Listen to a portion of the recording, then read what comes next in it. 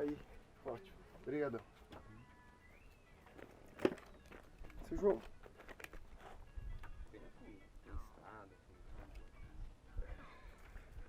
Qual é o seu nome completo?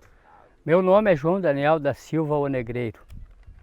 O senhor está aqui desde o início? Desde o começo. Faz 12 anos que eu sou assentado. Bom, o povo quando chegou nesse lugar, chegou simplesmente com a família e praticamente nada. Isso é o que eu lembro. E teve que se virar cada um por si próprio. Uns construíram um barraco, um barraquinho de lona, outros de capim, outros usou alguma estrutura que estava disponível. E até hoje o povo está vivendo aqui, com a graça de Deus em primeiro lugar e com as condições que consegue, tipo, vivendo como lá no passado o ser humano que vivia na selva. Hoje não temos selva, mas hoje vivem quase a mesma maneira, abandonado. Julho de 2009, um dos primeiros, a segunda leva que veio do pessoal para cá, porque veio um pessoal de Porto Alegre e eu vim remanejado da Sotal, na verdade. Um pouco de desânimo das pessoas. Chegar aqui, o INCRA falou que era mais próximo e tal. Quando chegaram aqui, os caras chegaram de noite. O próprio pessoal que morava aqui na fazenda, os empregados da fazenda, não sabiam nem que o dono tinha vendido a fazenda. Chegaram aqui, quando eles viram, tinha uns ônibus chegando com carreta, com coisa, e o pessoal, né, ficou olhando o que essa gente está vindo fazer aqui, o que o pessoal quer aqui e tal. E daí ficaram sabendo que o dono tinha vendido todas as estruturas e tinha deixado eles aí. Desde quando está aqui? 2014, final de 2014. E como é que era a situação quando vocês chegaram aqui? Terrível. Não era muito boa, não. Eu não quis vir.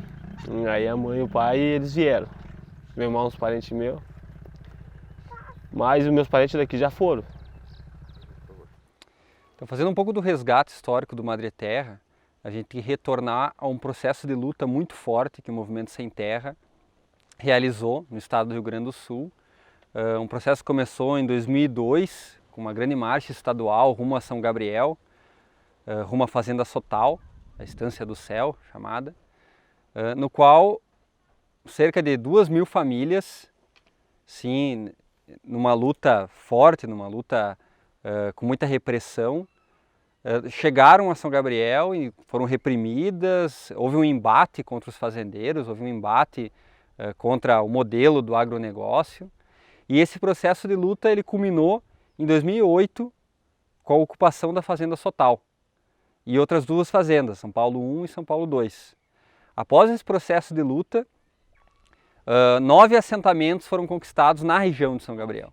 Esse processo de luta ele culminou também no assentamento Madre Terra, que teve início em junho de 2009, o mesmo ano no qual Elton Brum foi assassinado com um tiro de 12 nas costas pela Brigada Militar. Foi o mesmo ano que o Madre Terra surgiu. Uma conquista fantástica que foi adentrar então, né, no coração do latifúndio no sul do Brasil, mas que é como nadar e morrer na praia, né? Porque após conquistar essa terra não se teve um suporte, não se teve um investimento real na reforma agrária. Houve, né, digamos, até um boicote do processo de reforma agrária, inclusive como forma de dizer que a reforma agrária não funciona, que a reforma agrária não dá certo. E o senhor então acha que muito pouca coisa mudou? Mudou para pior, cada dia é pior.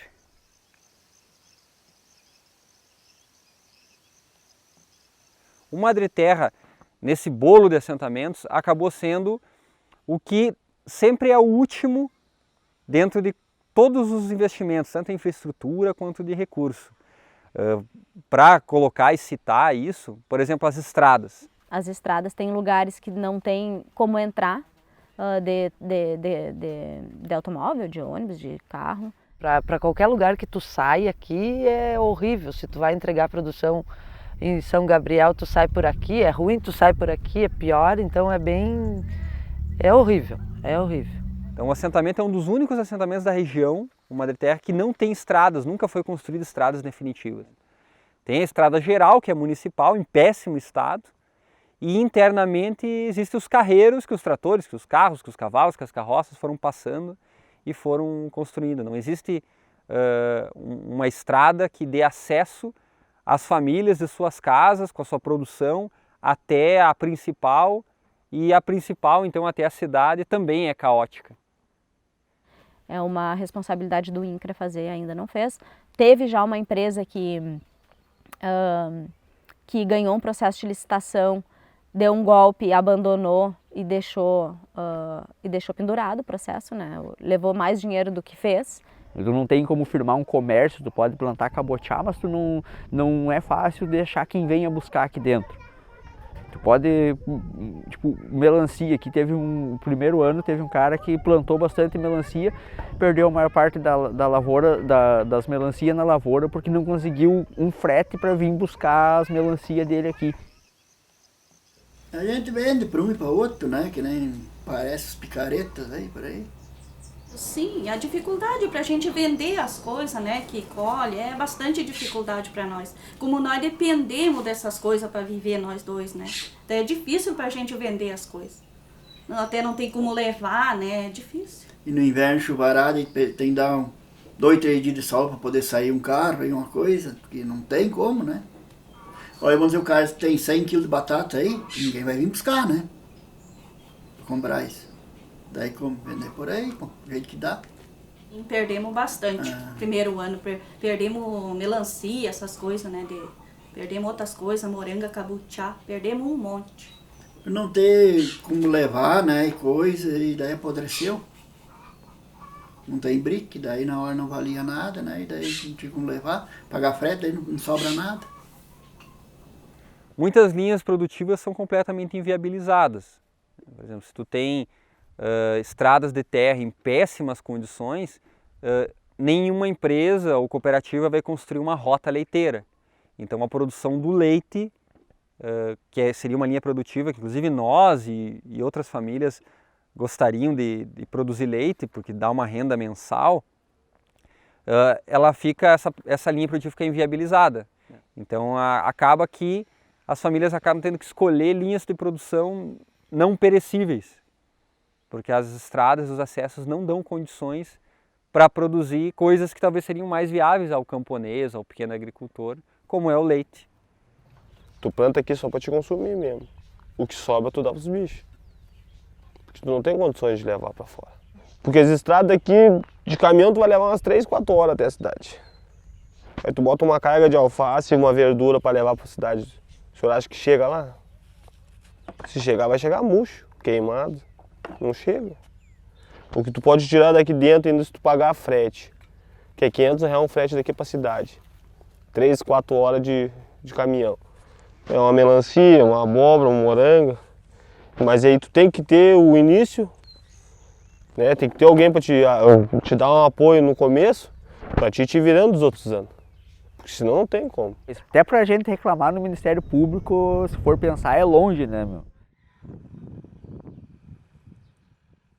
Quem tem carro ainda se torna mais fácil, né? Mas e aqueles que não têm carro, que dependem de ônibus, né, ou de carona? O ônibus tem uma vez só por semana que entra aqui no assentamento, só nas terças. Então tu tem que escolher terça-feira para te ficar doente, né? Já aconteceu da gente ter que sair aqui de madrugada, socorrer uma criança com chuva, com barro, e tu nem sabe se vai chegar na cidade, mas tu também não pode negar um socorro, né? Uma companheira nossa faleceu, não chegou a falecer aqui, mas deu um AVC nela. Quando foram tirar ela com o carro atolou, aí foi outro carro para lá, o outro carro atolou também, daí tiveram que chamar um trator, até o trator ir lá para tirar aquele carro. A mulher já estava muito mal, e daí a distância de chegar, e era uma época de chuvarada, até chegar na cidade, foi mais 3 horas. A mulher Então, esse tempo que levou para fazer tudo isso ajudou um bom tanto, né, nessa função. Já houve vários casos de emergência, como um temporal onde voou uma tábua e acertou na cabeça de um assentado, e aí não se tinha como levá-lo ao hospital porque as estradas estavam péssimas e o carro atolou. A Otília mesmo, ela tem problema no coração. Quando o primeiro ano que a gente teve aqui, que a gente veio para cá, teve uma enchente muito grande. A gente ficou 15 dias enliado. A gente não conseguia sair para lado nenhum, porque todas as entradas e saídas ficam atacadas por água, né? Para ir para Santa Maria, para São Gabriel. Daí a gente tomou uma decisão, a gente teve que tomar essa decisão, que quando viesse setembro, que é a época que mais choveu aqui, a gente tirava ela daqui.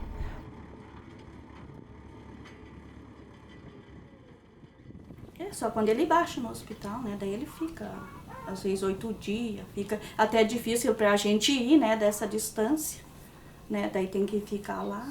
Daí eu fico lá sozinha, ela fica em casa, né? Cuidando da casa, coisa, eu fico lá sozinho. E daí a gente depende de algum estranho pra ir lá, né? Eu tenho ácido úrico, né? Assim, daí volta e meio me ataca um lugar ou outro, né? Às vezes é na mão, braço, as pernas, que eu não posso nem caminhar. É difícil, né? Ele tá poucos dias bom, né? Mas nós temos que trabalhar igual, né? Eu tive que fazer injeção, né? Insulina. Mas daí não tem nem como ir consultar, o cara não consegue fazer num dia, né? Daí eu até parei, né? Fiz o que me deram aí uns 40 dias, daí parei. Se for, no caso, uma criança grande e minha esposa, já são R$100 para fazer uma consulta. Ontem mesmo foi essas duas, para uma vacina. Essa aqui e aquela lá. Vai lá na cidade tomar uma vacina. Se podia ter um posto aqui mais perto, até dentro do assentamento mesmo. Porque nós temos estrutura para fazer um posto. As professoras podem vir, por que o médico não pode vir, o enfermeiro? Antigamente vinha um ônibus, mas agora já deu uma parada, em 6 meses. Pode fazer uma consulta aqui. Porque até hoje, na minha família, eu sou o médico. Muitas vezes eu sou o professor. E o médico, que a principal é a saúde. Eu consulto as minhas crianças, que isso é um crime. Eu dou remédio para minhas crianças, isso é um crime. Mas eu tenho que fazer pela vida deles, porque eu não tenho dinheiro para socorrer eles, para levar na cidade e fazer um exame. Eu não tenho condições de dar o que meus filhos merecem, cara. Tem também casos, tipo, a questão de não ter luz e aí tu não tem como ter um nebulizador, nada para poder dar as condições ali dentro de uma crise, de asma ou de qualquer coisa. A questão da luz, ela veio depois de um processo de luta aqui do assentamento, né, da gente se calçar, e eu já estava aqui na época, e dizer que exigir, né, fazer manifestações aqui dentro do assentamento, e a rede elétrica então começou a ser construída, mas não foi finalizada. Ela não foi finalizada, tem hoje vários lotes que não têm ainda o acesso à luz e ainda estão sem luz. Isso 7 anos. O assentamento existe há 9 anos, né? Isso é uma realidade de 9, quase 10 anos. A questão da rede de água. Água de barragem, água de cacimba, água da chuva, o pessoal se vira como pode, né? Tá? Ainda não tem água, é uma coisa que ninguém tem no assentamento, né? As águas que o pessoal tem é por ter aberto um poço por conta, e às vezes a água não é boa. A maioria não tem água potável em casa. Se tem água é água que não que não dá para beber, que dá para os bichos, dá para tomar banho, mas beber, quase todo assentamento busca de carroça, de cavalo, de carro, quem tem, aqui no poço da sede do assentamento, né? Ou água de açude seria a opção, né? O meu irmão aqui em cima, ele pega água de açude, e é para tomar e para tudo. Em vários assentamentos já está sendo construída ou já foi construída a rede d'água. No assentamento Madre Terra ainda não tem nem vestígio de qualquer instalação de rede d'água. A não ser a placa, né? Porque foi colocada a placa do governo de que a rede d'água seria construída, mas a rede d'água até agora não foi feito nada em relação a isso. As casas. As pessoas hoje dá para dizer que não tem nenhuma pessoa morando em barraco de lona. Mas as moradias ainda são precárias, são de chão, são sem forro, São moradias que são sensíveis a tempestades, né? Que não tem estrutura para aguentar uma tempestade. São tudo barraco de madeira, né? Comprada ou porque o pessoal juntou um dinheiro, vendeu uma vaca, ou, né? Ou alguns poucos conseguiram um projeto inicial, só o primeiro projeto. E então as moradias, a maioria dos banheiros são banheiros patente ainda, banheiro, né? Ou banheiro seco, não tem saneamento. Todos os assentamentos da região ou estão com as casas prontas há anos, as casas do Minha Casa Minha Vida Rural, ou estão fazendo. O Madre Terra nós não temos nenhuma previsão de quando essas casas vão ser construídas, se vão ser construídas as moradias. O assentamento Madre Terra também só tem a escola por uma luta muito ferrenha, no qual as famílias tiveram que ocupar a Coordenadoria Estadual de Educação, tiveram que mobilizar o Ministério Público, senão não haveria escola e as crianças teriam que continuar andando 7 quilômetros, viajando mais 2 horas para retornar à noite numa escola municipal distante. Sempre foi muito preocupante, assim, porque era a questão de segurança, de risco de morte mesmo, né? Que nem já aconteceu das crianças ficarem na rua, não chegarem em casa no horário várias vezes em função do ônibus estragar e não ter para quem ligar e como desatolar o ônibus, né?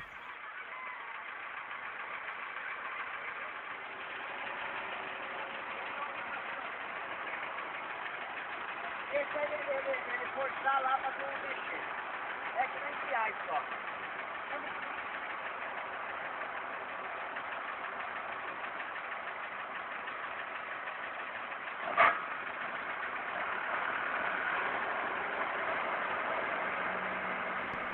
Era muito sofrido, a gente tinha que acordar 3 horas da madrugada para se arrumar. A minha família morava a 7 quilômetros da sede, aqui onde a gente pegava o ônibus. A gente acordava às 3 da madrugada, se arrumava até subir aqui, que eram 7 quilômetros. Eu acho que dava aí, por exemplo, 1 hora ou 2, não sei. E aí, às 6 a gente saía daqui com o ônibus e chegava às 8 na escola. Aí era sempre essa rotina na ida. E daí pra vir a gente chegava quase 7 da noite daí. Tipo, a aula era até as 5 lá, até as 5 da tarde, e daí mais umas 3 horas de viagem novamente. E isso era a nossa rotina todos os dias. E era muito sofrido, porque no inverno brabo, assim, tipo, era triste. E a gente não tinha nenhum meio, tipo, de subir até aqui, até o local onde pegava o ônibus. A gente ou vinha de a pé ou vinha de carroça. E era muito sofrido, eu passava por riscos, sabe? Até teve uma época que estourou a barragem, a gente tinha que passar por dentro da água, uma água que era risco porque poderia te levar, sabe? É uma água que estava vindo da barragem direto para outra região para lá. E fundo. E eu me lembro que meu pai passava a gente. E também uma outra vez a gente sofreu um acidente de carroça também. Não só essas vezes, não só eu, assim como os outros companheiros, outras crianças que já saíram daqui, tem crianças também que já estudaram, que passaram por o mesmo que a gente passamos. E tipo, não é uma história minha, é uma história de outras famílias também daqui do assentamento. Hoje dá pra dizer que a nossa maior conquista é a escola, né? Que num processo de luta grande que começou forte mesmo de pressionar o Ministério Público, ele começou em 2013, né? Algumas movimentações já tinham sido feitas antes, mas estava travado o processo, já tinha sido encaminhado, né? Unidades escolares como essa que a gente tem aqui, mas ele estava travado, estava engavetado o processo. A gente então se mobilizou enquanto assentamento, e não enquanto movimento, nada, foi enquanto assentamento, junto com outro assentamento que também tinha uma situação muito precária. E iniciamos um processo de luta que só acabou quando a gente conseguiu instalar a escola, né, essa unidade escolar, que não é uma escola aqui no assentamento. E a partir de então a gente conseguiu, durante 1 ano de muito processo, muita reunião, muita manifestação, a gente conseguiu essa unidade escolar e mais outras 2 em outros 2 assentamentos aqui da região. A escola para nós é um ícone, é um símbolo da luta e da conquista do nosso povo assentado aqui pela base. Porque a escola não veio de graça, ninguém nos deu a escola, nenhum governo foi bonzinho e por estar preocupado com as nossas crianças trouxe a escola. A escola, ela vem de uma luta ferrenha, onde foi preciso ocupar o Ministério Público, foi preciso ocupar coordenadorias, foi preciso pressionar de diversas formas, através dos meios de comunicação, da mídia, diversas formas os poderes públicos, para que um direito básico constitucional, que é a educação, fosse garantido. E a gente vendo, né, o processo histórico do Brasil de esvaziamento do campo, se não tem escola, não tem comunidade. Né? Se tu não tem uma escola, tu não tem comunidade. Por quê? Porque as pessoas vão ter que sair, vão ter que mandar seus filhos para fora, vão ter que mandar os filhos estudar. O campo já está envelhecendo por si só. A gente acorda feliz de ir para aula. Eu vou dizer bem sincera, quando eu era na nona eu não tinha essa vontade de estudar. Porque quando eu lembrava de todo o sofrimento que a gente tinha que passar para chegar até a escola, eu desistia, eu não queria saber de nada, tipo. Porque aquele sofrimento que a gente passava fazia destruir tudo os planos que a gente queria, tudo o que a gente queria saber, o que a gente queria aprender. A gente ia para a escola com falta de vontade. E essa escola é o símbolo da vontade que eu tenho hoje. E que as crianças também têm. Tipo, as crianças têm vontade de vir para a escola, têm vontade de aprender. Não precisa passar por sofrimento para chegar uma coisa que é por direito, sabe? A escola, para nós, ela simboliza o futuro. Porque as nossas crianças, elas simbolizam o futuro. Então, nós não queremos que as nossas crianças vivam e passem todas essas dificuldades, todo esse abandono que nós estamos passando. É por isso que a luta pela escola, ela é o cerne da luta e da rebeldia do nosso assentamento. Ela é a nossa semente, a semente libertária. Escola, o nome que nós demos à escola é a semente libertária, porque ela simboliza essa semente que é o nosso sonho, o sonho da transformação da sociedade, o sonho de uma realidade de justiça social, o sonho de uma realidade de produção limpa, agroecológica, um sonho de uma nova terra, de um novo mundo, que pode ser um grão de areia, uma experiência, uma pequena experiência que é um grão de areia num deserto de latifúndios, mas é a nossa experiência. E mesmo assim, todos os anos tem a ameaça dos governos de fechar a escola e nova luta tem que ser realizada para evitar que a escola seja fechada. Por quê? Porque a gente é uma peculiaridade, a gente faz parte de uma escola maior, que é a Escola Taliba Rodrigues das Chagas, que tem sede no Cerro do Batovi, que fica a mais de 100 quilômetros daqui. Então a primeira dificuldade já é essa, dificuldade de comunicação e de gestão da escola, né? Aí tu tem uma escola, uma unidade escolar que fica quase 80 quilômetros da cidade que os professores e os funcionários têm que vir. Aí tu já tem essa problemática de que os professores que estão num ano não querem estar no outro, né? Porque é muito difícil, é longe, o transporte não compensa, né? Por mais que tenha difícil acesso, não compensa. E essa outra questão do assentamento, ter essa dificuldade de manter as pessoas na terra, existe uma troca de famílias muito grande. Então, as mesmas crianças que estavam ano passado não são as que estão hoje, todas, né? Muitas entraram, outras saíram. Então, a gente tem esse fluxo de crianças muito grande e às vezes o número se reduz. Então, a gente tem, infelizmente, as iniciativas foram de governo, foram de coordenadoria, mas sempre partiu da direção da escola, por essa dificuldade de gestionar, por saber que aqui a gente é organizado e a gente vai cobrar, não que só tenha uma escola, mas que essa escola seja de qualidade, que essa educação seja de qualidade. Então a gente não vai, sabendo que a gente tá cobrando, sabendo que vai acabar se incomodando com isso, a saída às vezes era do tipo, vamos fechar aquela unidade que a gente não tem como manter, é muito longe. Aí quando entrou o governo que tem a política de fechar a escola, né, a primeira iniciativa veio só da escola, simplesmente não vamos mandar professores e daí eles não vai ter aula lá, né. Na verdade não é fechar uma escola, isso que acaba complicando um pouco mais para nós. Por a gente ser uma unidade escolar, o processo de fechamento seria até mais simples, né.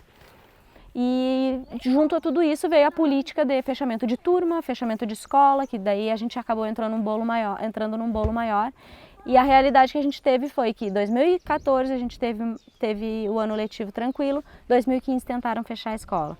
Nós fizemos um processo de luta, ocupamos a escola, funcionou durante uma semana, a gente publicizou isso e e eles não tiveram como fechar a escola nesse momento. Muito a contragosto, mas não tiveram como fechar a escola porque no dia que era para começar nós estávamos dentro da escola.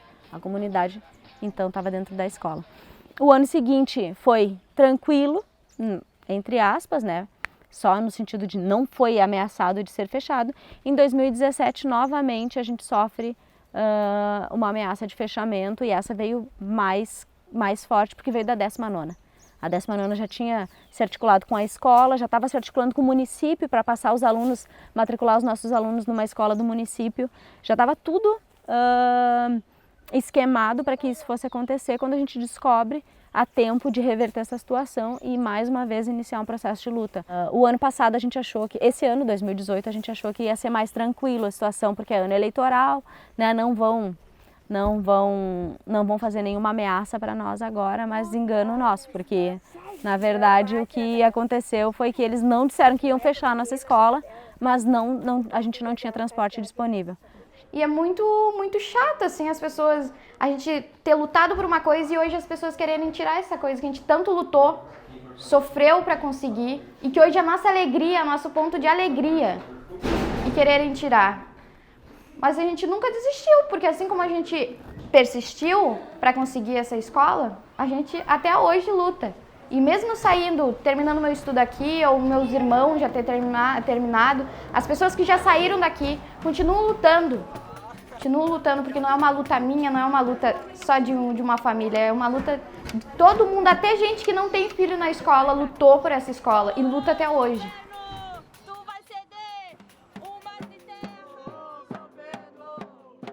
Não fechar a escola acho que seria o maior retrocesso que a gente poderia ter aqui no assentamento. Porque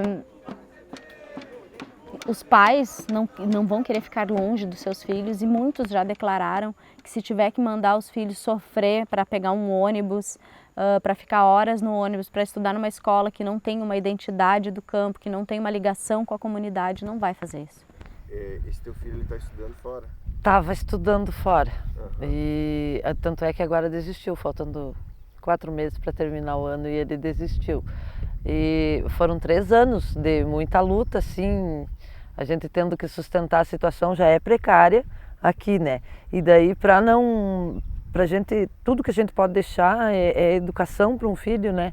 E eu lutei até onde eu tive forças para que ele conseguisse terminar pelo menos o 2º grau.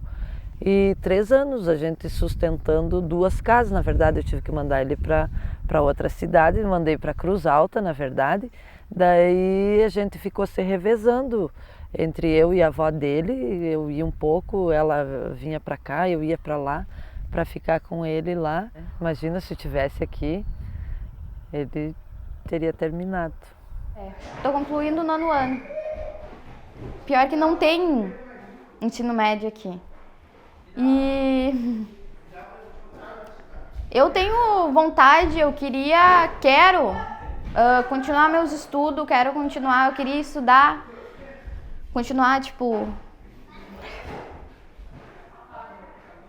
os anos seguintes que eu teria de direito continuar.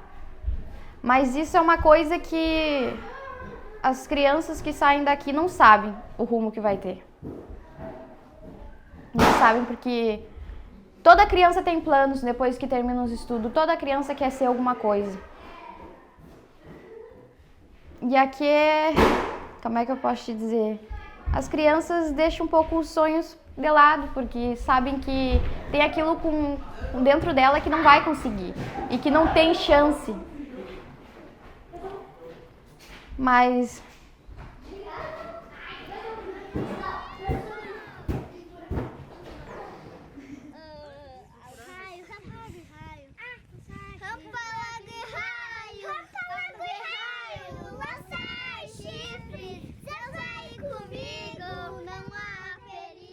a questão de crédito. A maior parte das famílias não acessou nenhum crédito. Das 88 famílias que estão no assentamento, a maioria delas não acessou nenhum crédito. E algumas que acessaram, só acessaram porque abdicaram da maioria dos créditos, né, porque eles seriam graduais. Então, esses créditos, que são migalhas, na verdade, né, mesmo assim não foram realizados no assentamento Madre Terra. Por exemplo, eu sou 12 anos assentado. No nosso contrato de concessão, está escrito lá atrás que 90 dias que uma pessoa é assentada já recebe o primeiro recurso, o primeiro apoio para a reestrutura do lote. Nós nunca acessemos nada. E existem muitas outras famílias, que eu não sei te dizer a quantia, na mesma situação minha. Eu, por exemplo, a minha família, por exemplo, nunca acessou um recurso sequer. Todos os assentamentos têm o mesmo problema. Qual é o problema? É a condição de produzir. Bom, lá no contrato de concessão consta que se você não produzir, você perde o lote. Tá, me diga como produzir. As pessoas produzem aqui para sobreviver. Uma hora a máquina aqui é R$100, mas o óleo diesel, mais 20 litros de óleo. Tu vai plantar como? Se eu vou botar R$100 por uma hora a máquina, eu boto R$100, aumento o rancho para minhas crianças. Tem a terra, tem a técnica, mas não tem os meios. Não temos recurso. Bem na real, a gente não tem recurso. Aí tem uma problemática, tipo, o assentamento ele já começa num processo onde, teoricamente, um assentado ele tem que receber um módulo rural de terra compatível com a região. O módulo rural seria aquilo que uma família precisa de terra para produzir, sobreviver e se reproduzir enquanto instituição familiar. E aqui na região são 28 hectares. No entanto, como foi desembolsado um recurso para compra do assentamento, um recurso X, existe uma outra lei que contraria ela, dizendo que as famílias, o INCRA não pode investir tanto dinheiro num lote para uma família apenas. E aí então os lotes aqui hoje, que deveriam ter 28 hectares, têm apenas em média 15 hectares. Talvez uns tenham 18, outros 13, então é muito abaixo, praticamente metade do módulo rural da região.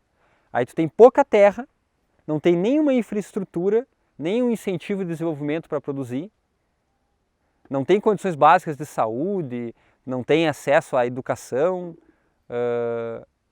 e aí tu tem que se virar por conta, como dá, e sobreviver na terra, não viver na terra, né? Não desenvolver a região como era a proposta da reforma agrária e da luta pela terra quando nós viemos para cá. Tu tem algumas famílias, algumas poucas famílias que têm uma estrutura, que tem um trator, tem um implemento, tem um transporte. Tu tem famílias que não moram no assentamento porque não conseguiram vir, porque não, né? E tu tem famílias que vieram para cá e não tem nada, né? Que conseguiram comprar um bicho, né? Uma vaca, um boi, e daí consegue fazer aquilo multiplicar muito devagar, né? Então não tem uma linha, tem pessoa, dá para dizer que tem uma linha, Bolsa Família, né? Muitas pessoas aqui vivem de Bolsa Família, né?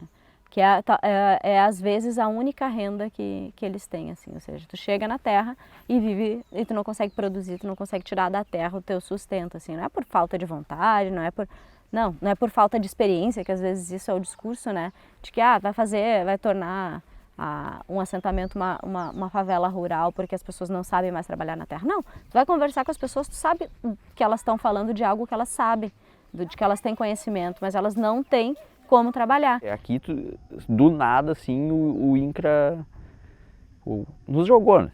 Do nada, largaram aqui e disseram, ó, tem 800 hectares de arroz, uma para cá, 800, uma tanto para cá, um tanto para lá, e tá aqui, vocês dividam as áreas como vocês querem, depois você só manda o mapa para nós e nós vamos dar o aval e deu.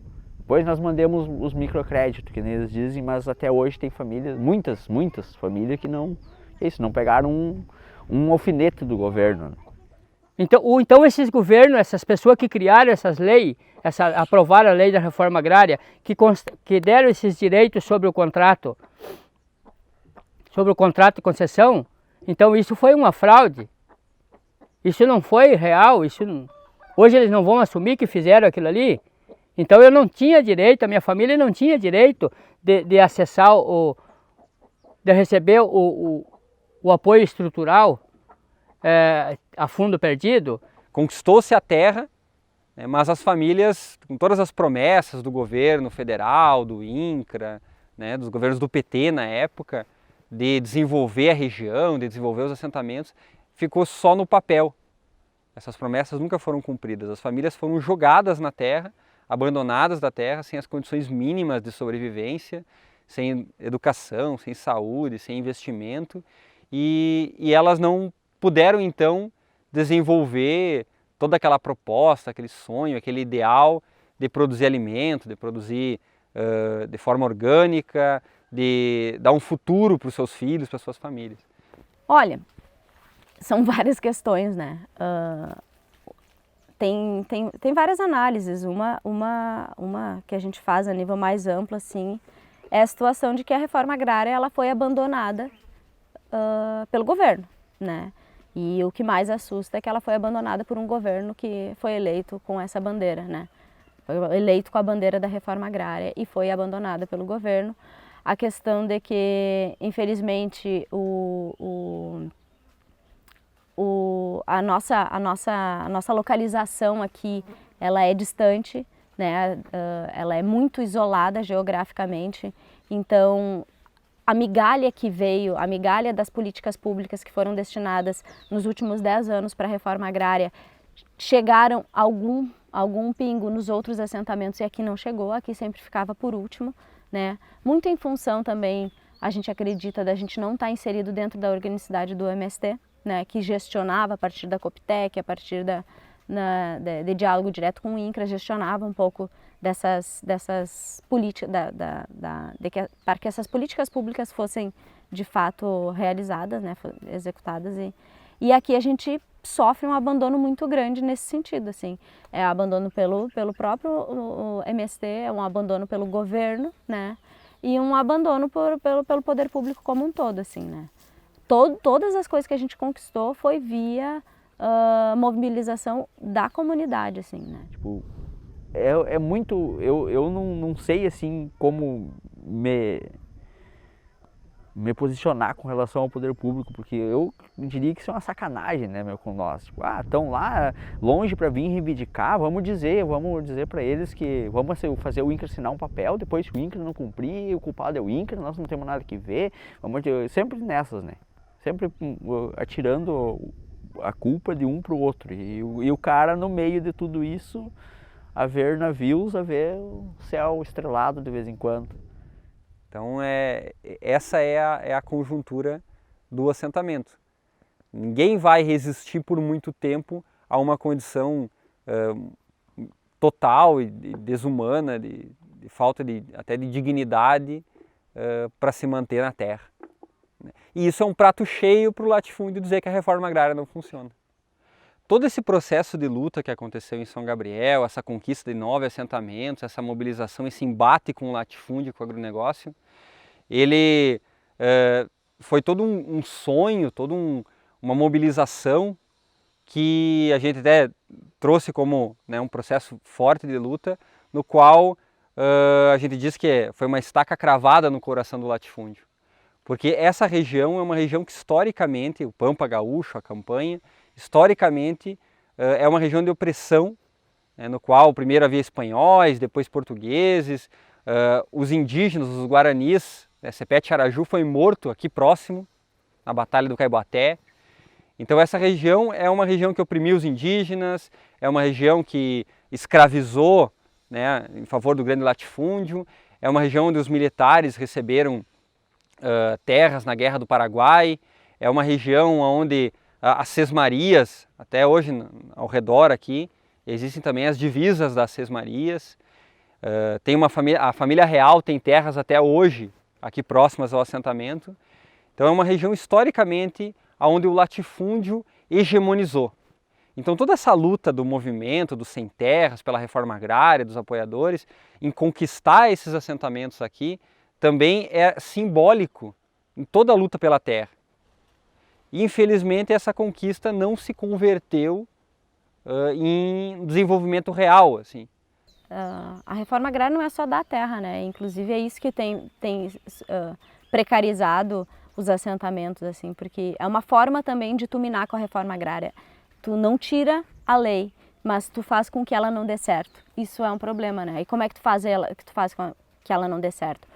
A terra é o primeiro passo, né? Tu luta por uma terra, mas chegar na terra é apenas o primeiro passo. Porque a pessoa não chega na terra com estrutura, com trator, com semente, com crédito, né? Pronto para produzir. Não é só a terra que falta. Ela só tem as mãos para produzir, ela só tem a força de trabalho. Então, dentro de tudo isso, a terra, ela precisa vir junto com todas as outras, os outros benefícios dessa lei.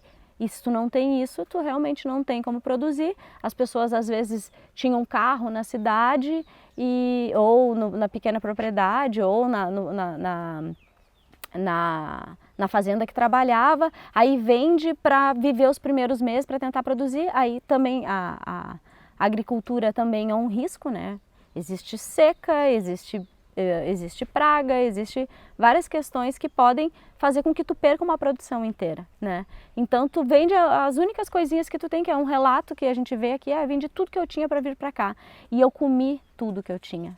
Tudo que eu tinha, eu precisei comprar alimentação e o que eu plantei não deu, porque o bicho do vizinho escapou, porque não tem cerca, porque os lotes não estão demarcados, né? Então eu não consegui produzir e ter um retorno para o próximo mês. Eu comi o que eu tinha, agora eu não tenho mais nada. A situação é muito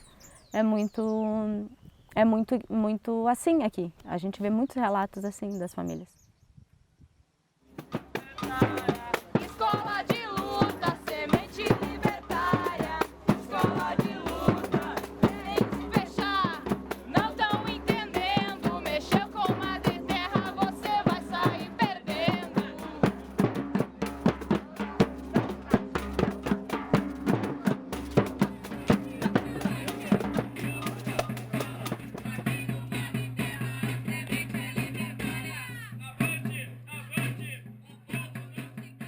Sim, ao mesmo tempo em que o Madre Terra é o assentamento mais negligenciado da região, mais abandonado, também ele acaba sendo conhecido, né, tanto por prefeitura, estado, INCRA, os governos, como o assentamento rebelde. O assentamento que não é manipulado por nenhum partido, não é manipulado por nenhum deputado, não é conduzido, né, por nem um oportunista. Então o assentamento acaba sendo conhecido como um assentamento que luta, o assentamento rebelde, o assentamento autônomo. Não, se a gente está aqui agora é fundamentalmente por resistir, assim, né? Porque quem está aqui desde o início, quem veio para cá e disse eu vou ficar, é nesse sentido de resistir. E a comunidade aqui, por maiores problemas que tiveram, por maior troca que teve as pessoas que já saíram, já foram embora e outras que chegaram, a gente consegue ver que as pessoas que permanecem e que estão hoje no assentamento, elas não estão conformadas, né? Elas não estão conformadas com a realidade, elas estão aqui resistindo cada uma da sua maneira e coletivamente a gente consegue encontrar também uma forma coletiva de resistir. Elas diariamente, com as dificuldades diferentes e diversas que tem aqui, acordam e tem toda a problemática, sabe da luta que tem pela frente, sabe das dificuldades, mas permanecem, né? Permanecem porque provavelmente acreditam que essa é a forma que elas escolheram e apesar das dificuldades, a gente está aqui para continuar, para resistir mesmo. E daí é até legal uma analogia que a gente faz assim, do tipo, a questão cultural, né? Que a gente tem muito faz uma analogia com a natureza, assim, né? As ervas daninhas sempre vencem a monocultura, sempre vence aquilo que é imposto. A monocultura, ela é uma ideia imposta, né? E daí eu falo monocultura de produção de alimentos, mas a monocultura na produção de ideias também. E assim como a monocultura na produção de alimentos, ela só existe enquanto tem alguém ali tentando manter. No momento que tu abandona as ervas daninhas, aquelas que resistem, aquelas que são adaptadas aos solos, ela vem, né? E a questão da ideia é assim também. Tentam nos impor uma ideia de monocultura, uma ideia de ideologia única e a gente trabalha, né, com essa ideia da diversidade, a gente sempre resistindo com as ideias e com a prática também, né, tentando fazer diferente. Então o nosso assentamento, por mais que ele seja o mais negligenciado e que a gente não conseguiu ainda conquistar tudo que a gente tem direito, ele luta a partir da base, né, dos trabalhadores que aqui estão vivendo, que aqui estão sofrendo, que aqui estão pelhando dia após dia, suando, para conquistar aquela nova sociedade, aquele direito básico, aquelas condições mínimas de dignidade. Acho que a palavra X é dignidade. Não é esse o objetivo. Condenar, processar, cobrar indenização. Não é esse o nosso objetivo. Nosso objetivo é viver em paz.